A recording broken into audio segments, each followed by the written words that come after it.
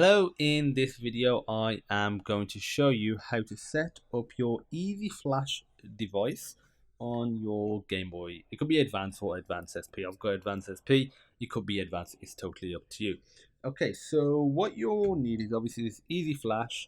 There are other versions out there, feel free to try one of them. EZFlash is my usual go-to one. I've got one for my Game Boy Color as well, just in the drawer down here. Obviously a bigger cartridge, but apart from that it looks pretty much the same. And this is what we get. Let me just show you.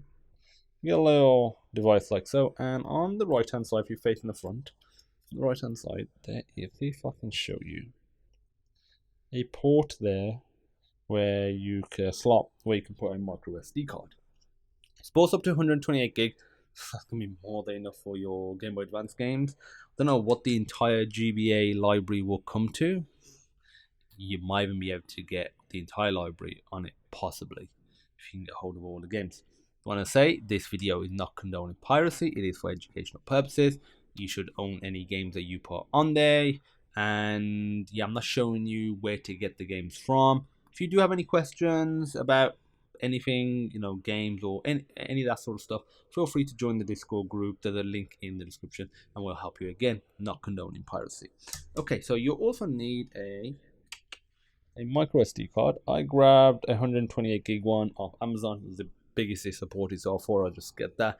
And they're so cheap nowadays, micro SD cards, so it's not like, I'll get 64 gig or 32 gig and save a lot of money. You don't save much money. So, and I thought, in case I'm using something else, it's a nice bit of. So I've got loads of micro SD cards in random devices. And okay, so what I'm gonna do now is turn this webcam off. Your screen's gone blank. You'll see me in the bottom right now. I'm gonna put the screen capture on. Here we go. So now what I want to do is show you a couple of things. Depending on the size of the micro SD card, you need to format it a certain way. I'll provide a link to both of the things that we're gonna have here. There's a bunch of extra information here. The main part we're looking for is this right here. So if it's 2 gig or less, then you need FAT or FAT16 and a 32 kilobyte cluster size. This is to help get the best compatibility. If you have 32 gigabyte or less, you need FAT32 with a 32 kilobyte cluster size. If you have 128 gigabyte, you need exFAT with a 32 kilobyte or larger. So now what we need to do is plug this into our computer. So you need some sort of method for doing that. If you're on some sort of laptop, you might have chances are it's unlikely a micro SD port. You might have an SD card port, and you could use one of these adapters to plug this into here and then to plug that into your laptop. Or what I've got is just one of these little dongles, and it supports micro SD and SD, so you could put it in either. Might as well just put it in directly.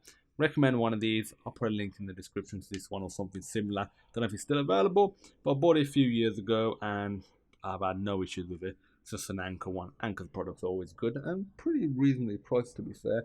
So I'm just gonna plug this in. It'll pop up, and if it doesn't, just go ahead and open your computer. And I already had some stuff on there. I'm gonna wipe it all. So what we're gonna do is go to computer. So this step will delete everything on there. So if this is not a new micro SD card, you've got some stuff on there, maybe photos, maybe you're grabbing it from your your camera. Make sure you back anything that you need up. So right click it, and obviously this is doing it on Windows. I'll probably create a tutorial if there's enough demand to do it on Mac and Linux as well. So go to format, and like I said, for a big use like micro SD card, you'll need exFAT. So you just select exFAT. Allocation size was 32 or greater, and just leave it as the default one, which for me just goes to 128. Quick format is fine. Remember, if you was on FAT, if you was like 32 gig or less, but not as low as 2 gig, you'll be FAT32. If it's 2 gig or less, you'll be FAT or FAT16. So click start, and it's just going to format it. You can name the micro SD card if you like. Now what we're going to do is copy over the games, and I've got a bunch of games in a GBA folder here. So obviously make sure you legally own the original versions, which I do. I'm only putting those on there. When I copy this, you don't have to put it in a folder. What you can do, you can put it on the root, but I like to put it in a folder because you can navigate to it on your your Game Boy Advance or Advance SP. Is because if you put Game Boy games on there, which it supports, and Game Boy Color games, then you can actually separate them out instead of them all being in the root. It's just a nicer way of doing things. So I like to separate it into a GBA folder. You can call it Game Boy Advance, Advance, whatever you want. So yeah, just transferring 29 games over. Once this is done, we're going to eject our card. You could do this ejection method as well if you like. So that was quick. That's ejected now, and now let's take it out. So what I'm going to do now is turn this webcam off, turn the big one back on, turn screen capture off, and now let's actually plug it in. So we need to take out the micro SD card or whatever device you use to plug it into your computer. Plug it in. So you need to plug it in. So let me show you. So the actual, it's usually pretty common, but usually the label, so the label is facing outwards, so like, or towards the front, like so. What I have found, if you don't get it exactly in line, sometimes it can, because a bit of space, can go upwards. If it doesn't feel like it's smoothly going in, just pull it in and try it again. Okay, so you don't want to get it lost in there. You can always take the case apart if you want to, but you don't want to be doing that sort of stuff.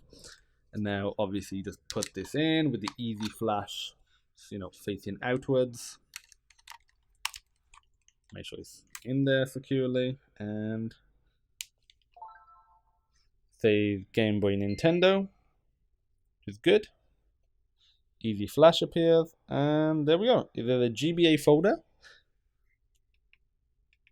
And if I press A on the GBA folder, and try and get rid of reflection, all the games appear, and you just use the arrows to choose your game. So if I was to choose Crash Bandicoot, The Huge Adventure, for example, click A, you get a bunch of other settings. You get clean boot, boot with add-on, write to no clean, write to no add-on, save type, and the save type, there's SRAM, there's EEPROM 8K, there's EEPROM 512, there's Flash 64, Flash 128, and that's it. Most of the time you want to leave save type as auto, and you want to do clean boot. But that other website, so let me just put that back on. Let me show you that. That other website that I have here, put a link in the description, explains the difference between all these, different boot methods. Therefore, different, like if you have add-ons or cheats and that, clean boot is usually what you're going to want. That's what I want most of the time. So let me just show this again. And so when with clean boot hovered over, click A, it's loading. Oh yeah. And that's it. We've set up EZFlash. We set up EZFlash so we can play backup games on our Game Boy Advance SP or Game Boy Advance. And there you go. You can play games now. Thanks for watching. If you have any questions, feel free to join the Discord group. Over 4,200 members now, growing every day. There's a bunch of emulation and game channels. Feel free to post in there. And I look forward to seeing you in the next video.